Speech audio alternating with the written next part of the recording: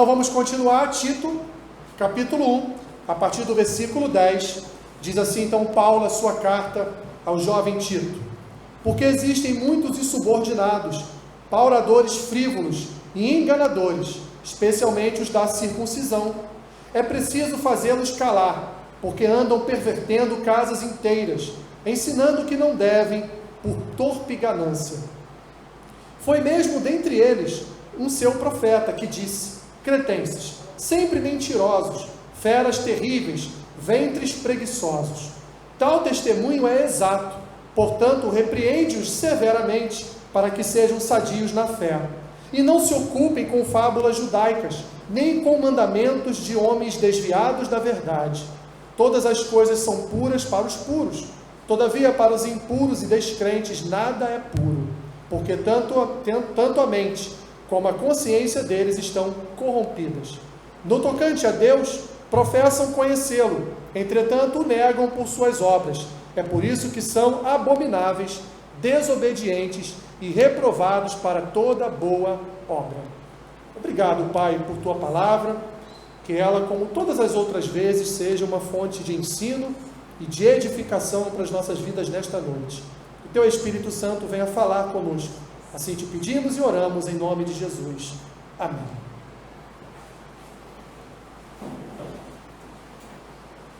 Victor Lustig. Sabe quem era este homem? Talvez você já até tenha ouvido falar dessa história, uma história absurda, uma história que parece até mentira, mas não foi mentira. Este homem nasceu em 1890 na antiga República Tcheca. Era um homem fluente em vários idiomas e passou grande parte da sua vida trafegando entre América e Europa, entre Estados Unidos e Europa, enganando muitas pessoas. Ele era aquilo que conhecemos como o famoso 171. E um dos seus maiores enganos, o mais inacreditável dos calotes ou do engano que ele trouxe a pessoas, foi quando ele recebeu a notícia, ainda nos Estados Unidos, de que o governo de Paris estava com dificuldades financeiras para fazer a manutenção da Torre Eiffel.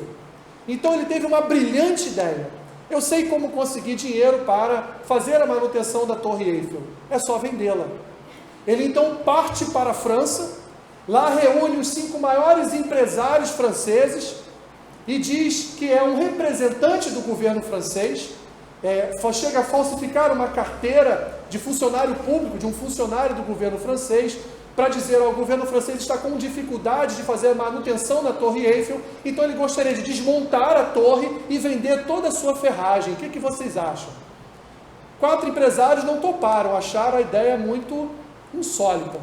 Mas um empresário, especificamente, topou a ideia e naquele mesmo dia fez um cheque de $70 mil e entregou nas mãos de Victor. Victor então sacou este dinheiro e voltou para os Estados Unidos. O empresário ficou com tanta vergonha de ter caído num golpe tão ridículo que ele nem quis prestar queixa na delegacia, porque senão ele seria certamente considerado desculpe a expressão, um mané, né? Como é que alguém vai acreditar que a Torre Eiffel está à venda? Não contente ainda com o seu golpe, algum tempo depois ele resolve voltar a Paris para tentar pela segunda vez vender, falsamente, evidentemente, as ferragens da Torre Eiffel. Mas aí então ele é descoberto pela polícia, mas consegue fugir e volta para os Estados Unidos. Esse homem, ele era tão capacitado na arte de enganar, que ele enganou, vejam bem, ele enganou Al Capone com uma provável máquina que fabricaria dinheiro. Ele vendeu para Al Capone uma máquina falsa, que não produzia dinheiro nenhum. Enfim, resumindo a história de Victor Lustig, esse tcheco, nascido em 1890, um grande golpista na história da humanidade, ele foi preso aos 57 anos de idade e morreu lá na ilha de Alcatraz, na famosa prisão de Alcatraz, de pneumonia. Meus irmãos, mas essas histórias de engano, essas histórias de homens falsos, elas não ocorrem só no nosso mundo. elas não ocorrem só na nossa sociedade, mas elas ocorrem também na igreja. Em 17 de novembro de 1978, um homem chamado, e essa história vocês conhecem, um homem chamado Jim Jones, levou 909 pessoas ao suicídio coletivo na Guiana, no meio da floresta amazônica, num acampamento que ele intitulou como Jonestown, ou seja, cidade de Jones. Era a sua cidade. Ele era um homem extremamente influente na sociedade americana, ao ponto de ter amizade com a esposa de Jimmy Carter, ao ponto de ter amizade com grandes congressistas americanos, principalmente do Partido Democrata. Um homem que tinha igrejas espalhadas pelos Estados Unidos, tentou montar uma igreja em Belo Horizonte, mas não conseguiu, voltou para os Estados Unidos. E lá então ele começou todo o seu processo de ludibriar pessoas, de enganar pessoas, ao ponto de dizer certa vez que ele era a própria encarnação do Senhor Jesus Cristo. Mas não só isso, ele também disse que era a encarnação de Buda, ele também disse que era a encarnação de tantos outros. Mas, meus irmãos, pasmem vocês, ele tinha seguidores.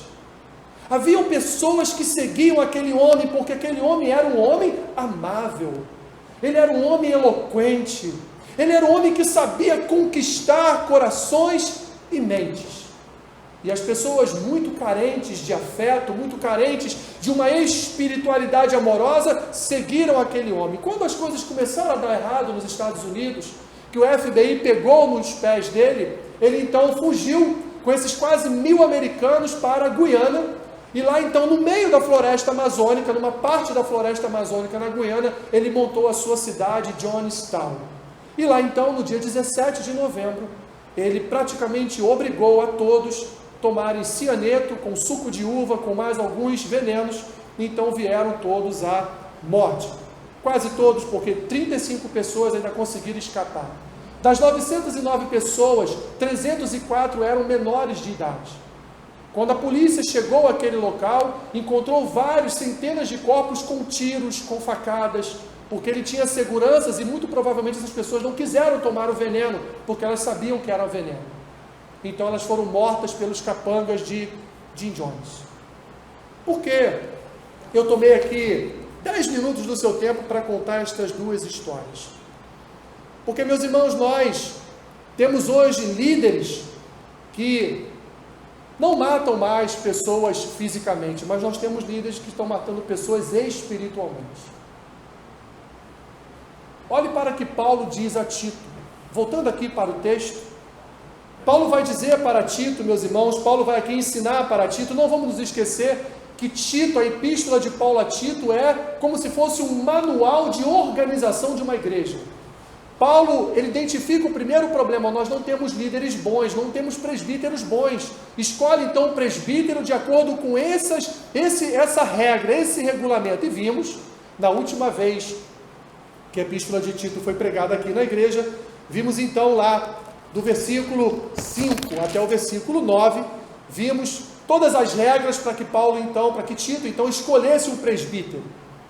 Agora Paulo vai identificar a Tito o segundo problema. Agora, escolhidos os presbíteros, homens segundo as regras que eu estabeleci, não só para Tito, mas também para Timóteo, e em outras epístolas também. Agora você deve exercer o efeito de calar esses homens. Agora você tem por obrigação identificar quem são os falsos mestres, os falsos profetas que estão na igreja pregando mentiras, doutrinas falsas para o povo, e você tem, Tito, a obrigação agora de, junto com esses presbíteros, vir a calar as vozes destes homens. Paulo então aponta o segundo problema que estava acontecendo naquela igreja, que era a disseminação de falsas doutrinas, a disseminação da pregação dos falsos pastores, dos falsos mestres, algo que nós não temos hoje em dia, não é verdade? Graças a Deus somos livres dos falsos mestres, dos falsos pastores, quem dera a Deus fôssemos. Mas, meus irmãos, isto também é necessário. E vou dizer por quê. Porque quando algo falso é pregado, a verdade ela prevalece. A verdade recebe mais fonte de luz ainda.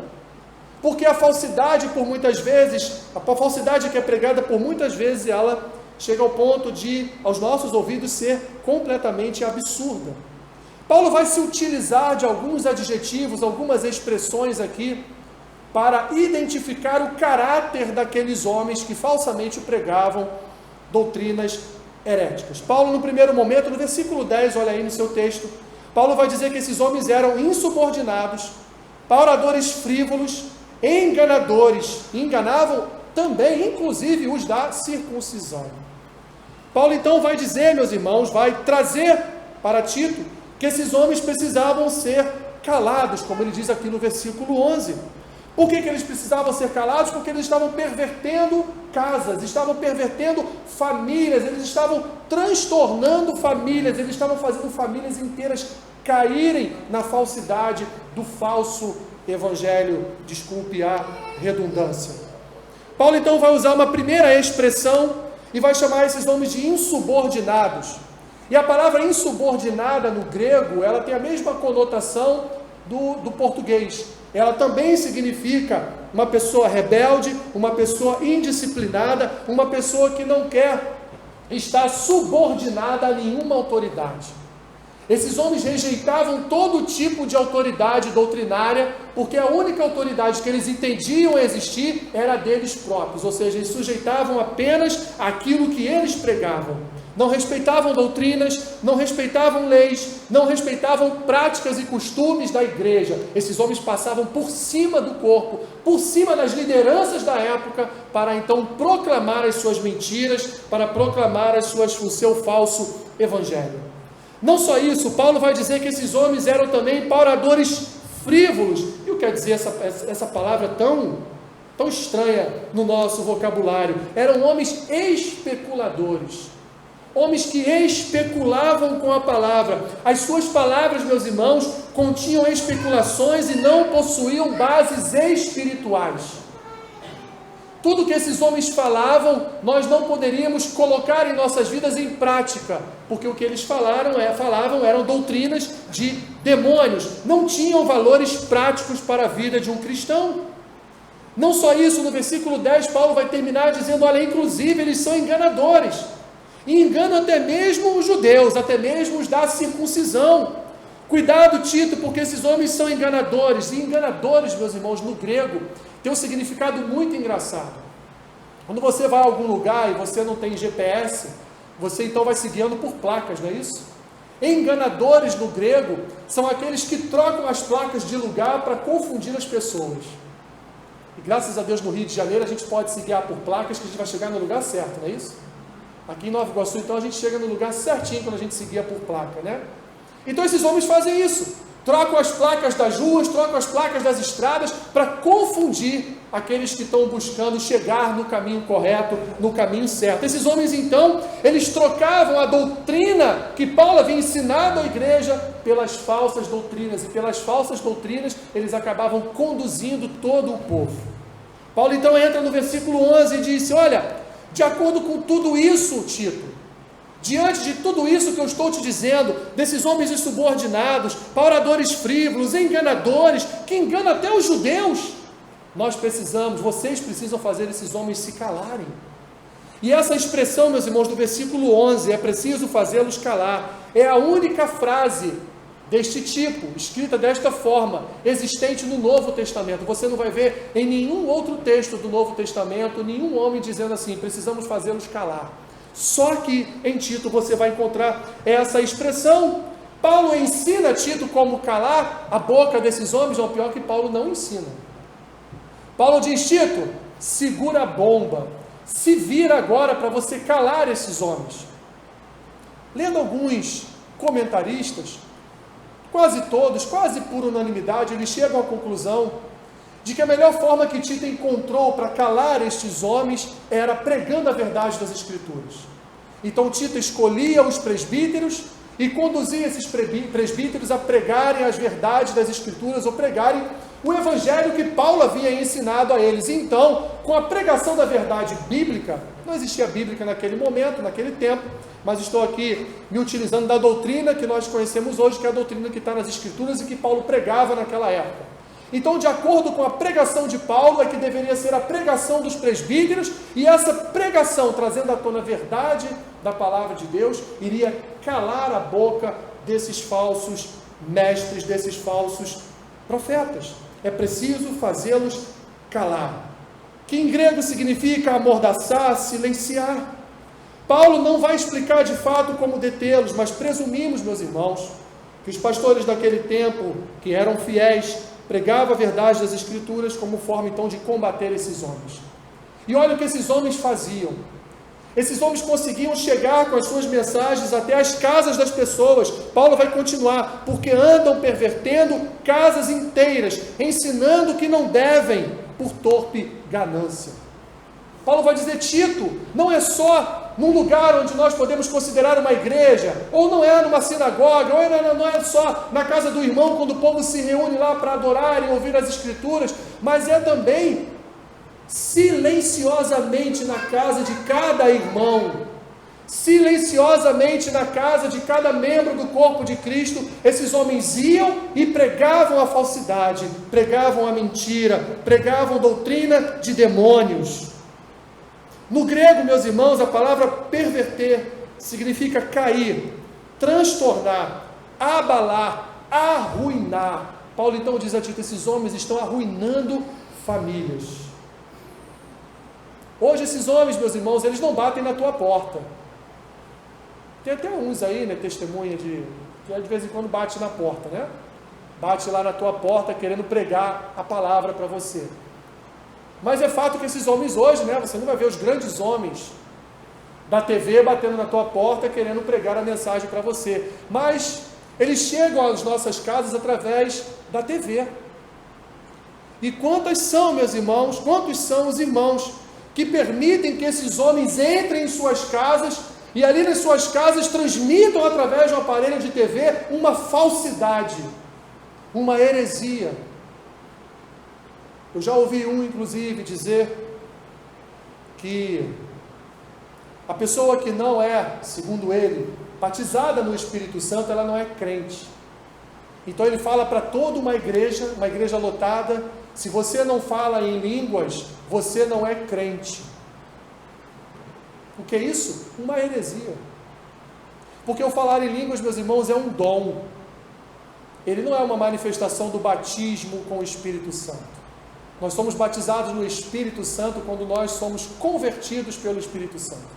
Quando nós somos regenerados pelo Espírito Santo, o Espírito Santo passa a habitar em nós e é ali que recebemos o seu batismo. Línguas é um dom que Deus dá. Tem pessoas que têm, tem pessoas que não têm. Mas tem outros dons, porque são vários os dons. Não existe só o dom de línguas. E este homem então falsamente prega que uma pessoa que não recebeu o dom de línguas, que não é batizada no Espírito Santo, ela não pode nem mesmo fazer parte da comunhão da igreja dele, porque está lá na ficha da igreja dele. Quando a pessoa vai responder um questionário para se tornar membro, pergunta lá, você é batizada no Espírito Santo? E se ela disser não, ela é reprovada na sua tentativa de membresia naquele lugar.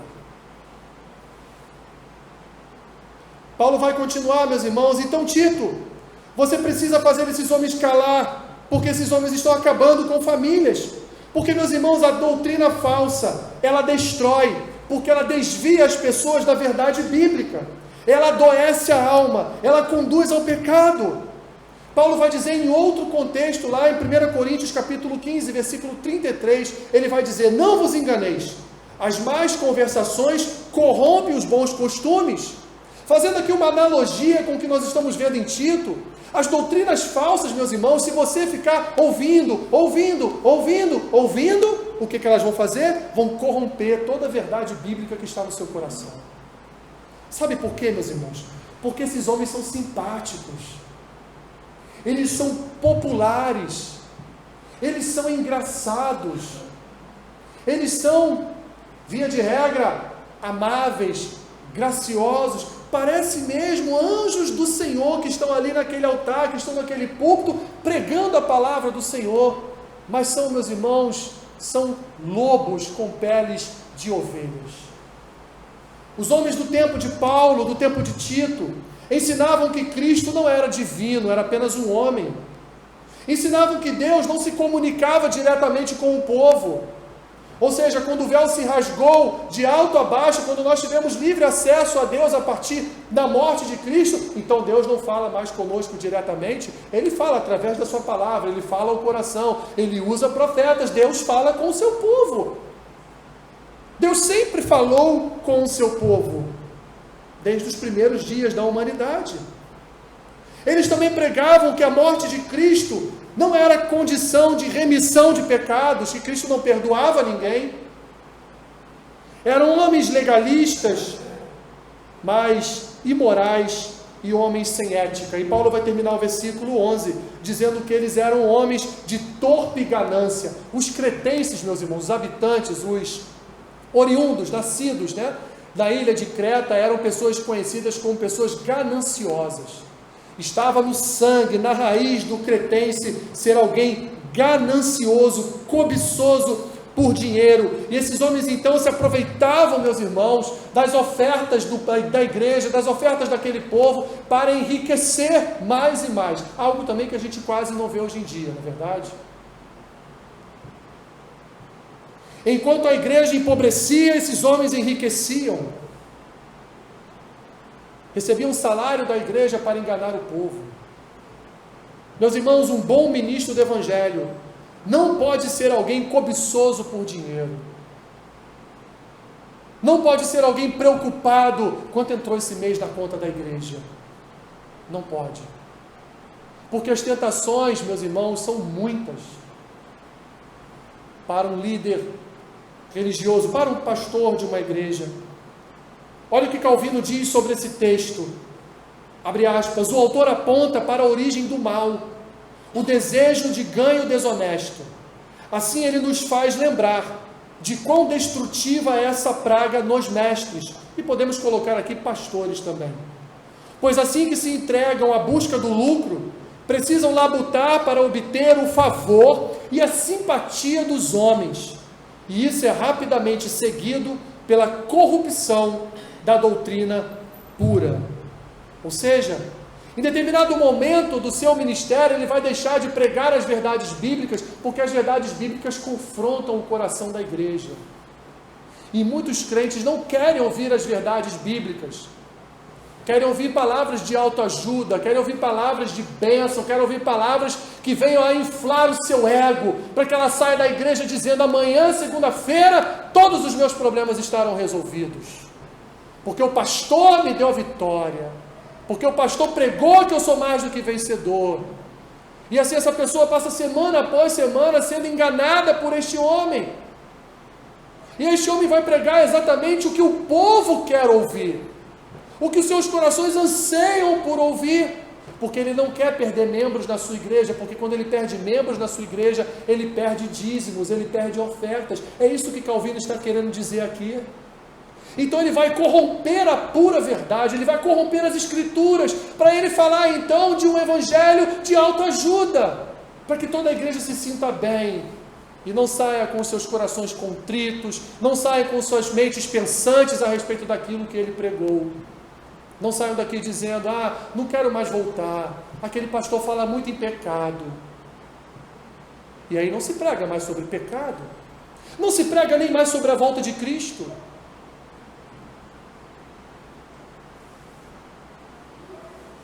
Os versículos 12 a 14, meus irmãos, Paulo vai trazer o testemunho de um cretense. O nome desse cretense é Epimênides. Esse homem era um profeta cretense, não cristão, um profeta de Creta, não cristão, um poeta, um sábio daquele tempo, um grego que tinha todo o respeito da sociedade de Creta.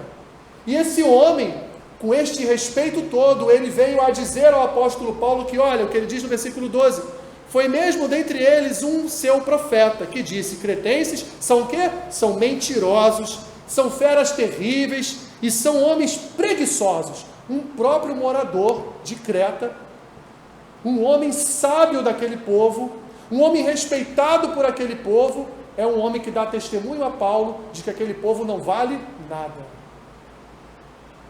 Então Paulo diz a Tito, no versículo 13, tal testemunho é exato, portanto Tito, repreende severamente todos da igreja, todos da casa do Senhor, para que eles então, meu querido Tito, sejam sadios em sua fé, e não venham se ocupar com as fábulas judaicas que são pregadas por esses homens, e não só isso, nem com os mandamentos destes homens que são desviados da verdade.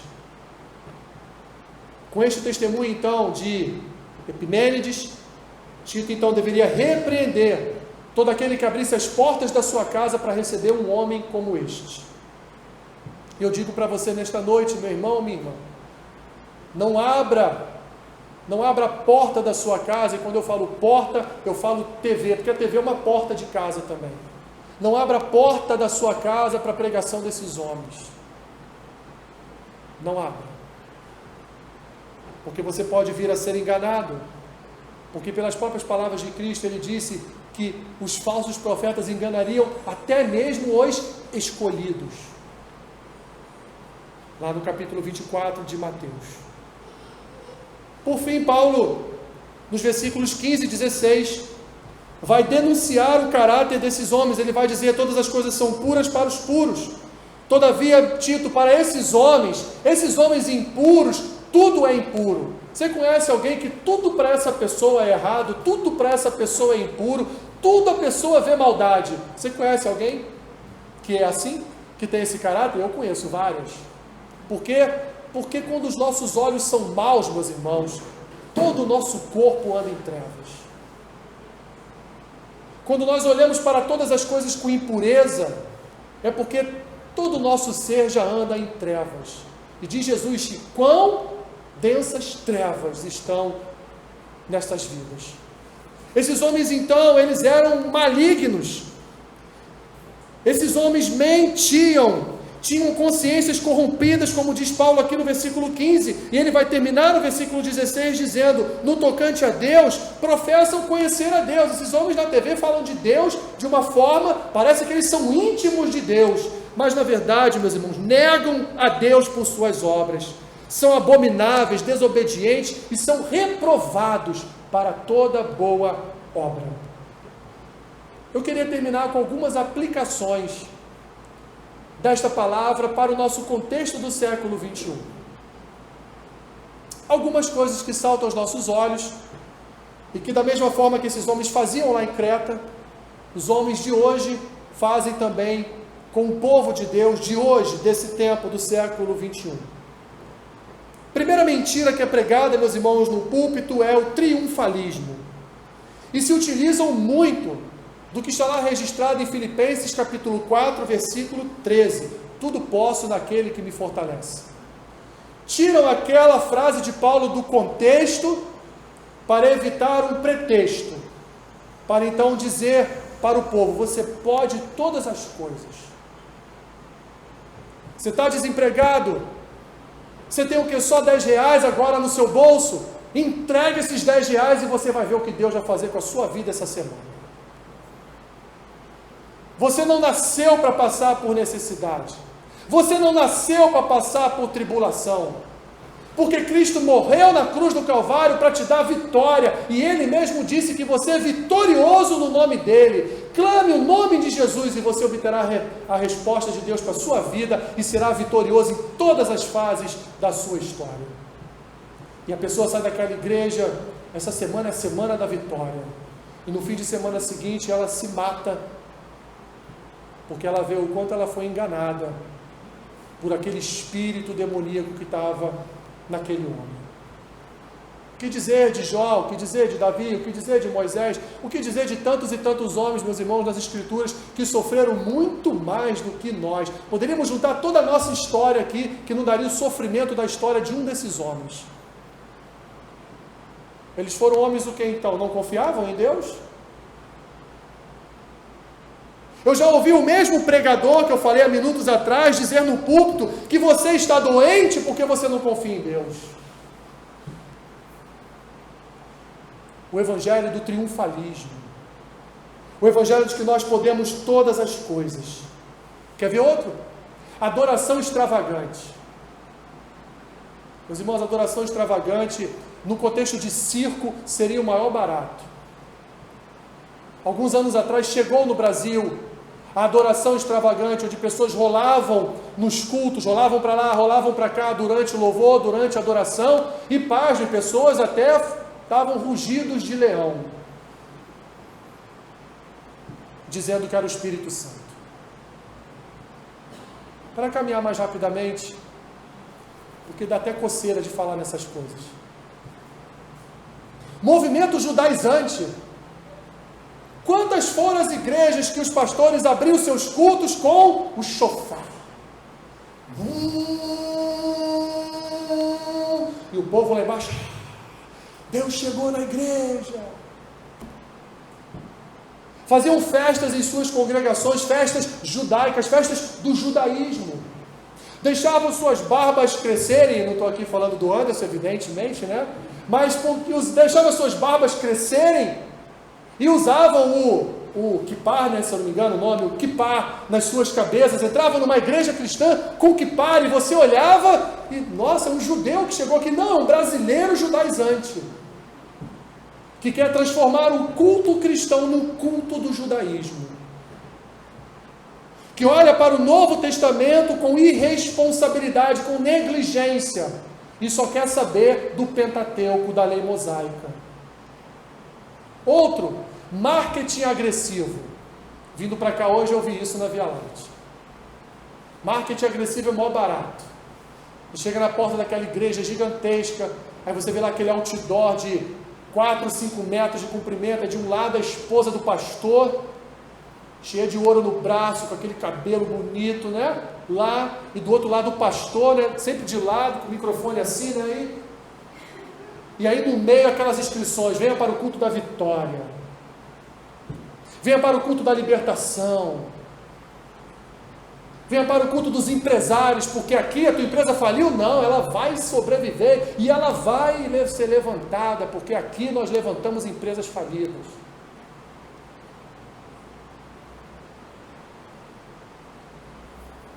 Você quase não vê isso, né? Igrejas, meus irmãos, que são verdadeiros impérios financeiros. Tem igrejas que têm construtoras para construir os seus templos. Aliás, quando o nosso templo em Nova Iguaçu estava sendo construído, o nosso bispo recebeu uma oferta desta igreja para construir o templo para a gente. Isso ele conta, todo mundo já sabe dessa história. Igrejas midiáticas, igrejas políticas que, ao invés de formar pastores, missionários, têm formado homens para serem políticos, porque eles têm um projeto de poder no Brasil.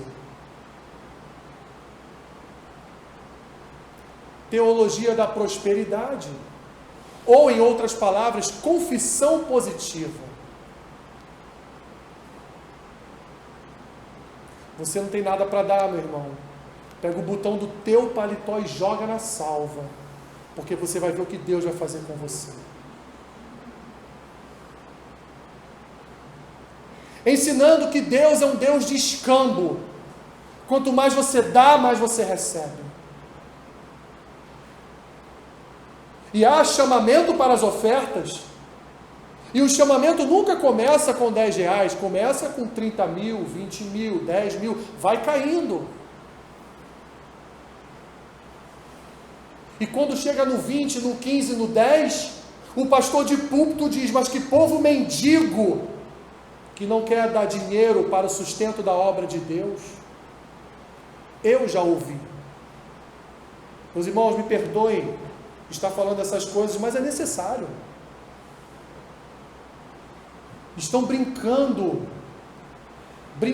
com Deus. Teologia liberal. Algum tempo atrás, um pastor, eu posso dizer o nome dele porque isso é público, Ed René Kivitz, disse que as escrituras precisavam ser atualizadas para a nossa cultura. Que bonito. Para homens como este, as escrituras têm defeitos, têm problemas, têm erros. Meus irmãos, a escritura é inerrante. Ela é a palavra de Deus revelada a nós, não contém erro. Se você não crê nisso, então você está crendo numa heresia. As escrituras são perfeitas para nós. Não há nada circunstancial em nossa vida que fuja de um conselho da palavra de Deus. Mas esse homem disse que nós precisávamos atualizar as Escrituras, reescrever o texto bíblico, porque ele é muito antigo, é muito velho, é de uma outra sociedade. Não, ele é da sociedade que Deus idealizou, ele é da sociedade que deveria viver em obediência ao Senhor, mas a sociedade é corrupta, a sociedade ouve a voz da serpente, então a sociedade anda como quer e não crê na existência de um Deus. Não são as Escrituras que são antigas, elas são antigas no seu tempo, de fato, mas elas são muito atuais para nós, porque as Escrituras pregam aquilo que Deus quer para o seu povo, um povo santo, puro, um povo que anda com Deus, um povo que proclama as Escrituras, um povo que fala da verdade de Deus.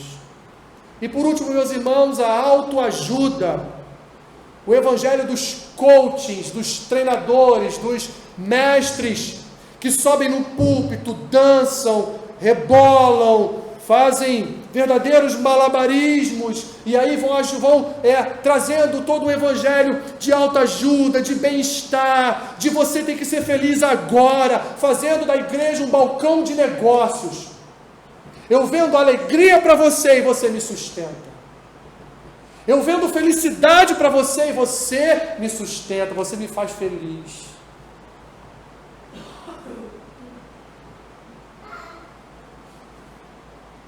Uma igreja que tudo quer, querendo servir a um Deus que tudo pode, mas não faz tudo. Como lidar com isso? E aí o que nós vemos, meus irmãos, são pessoas doentes. Ou partem para o fanatismo e nem querem ouvir as suas explicações bíblicas. O que o pastor falou para ela tem mais autoridade do que as Escrituras. Porque esses homens trabalham no psicológico das pessoas. Eles vão num lugar que qualquer mortal não vai. Ele vai fundo no coração da pessoa, ele sabe o que as pessoas querem no fundo, no fundo. E é ali que eles mexem. E a pessoa se rende a um homem destes. Jesus, meus irmãos, para terminar de fato, Jesus vai dizer em Mateus capítulo 24, versículo 5, porque virão muitos em meu nome, dizendo eu sou o Cristo, e enganarão a muitos. E no versículo 11 ele diz, levantar-se-ão muitos falsos profetas, e enganarão a muitos. No outro texto ele vai dizer, enganarão até mesmo os eleitos. Enganarão até mesmo os filhos de Deus. Portanto, cuidado. Precisamos sempre andar com uma plaquinha na nossa frente, dizendo, cuidado, cuidado com o que ouvimos. Jesus foi levado pelo Espírito ao deserto, e nas 3 vezes que Satanás o tentou, nas 3 vezes que Satanás pegou trechos das Escrituras e ali desvirtuou para tentar enganar a Cristo, Cristo trouxe a verdade das Escrituras para Satanás. Cristo pregou a verdade para Satanás e não foi enganado. Sabe por que a igreja cai? Porque o povo de Deus cai? Porque não conhece Deus. Eu vou terminar com o que Isaías diz no capítulo 1, versículo 3 da sua profecia. O boi conhece o seu dono e o jumento conhece a sua manjedoura, mas Israel não me conhece. Senhor, tenha misericórdia de nós. Enche-nos da tua graça.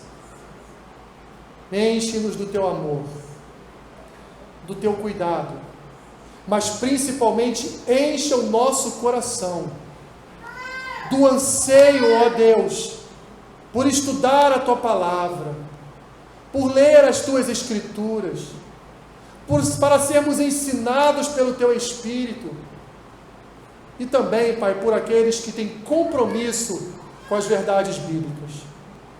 Guarda os ouvidos do teu povo, das vozes desses falsos profetas.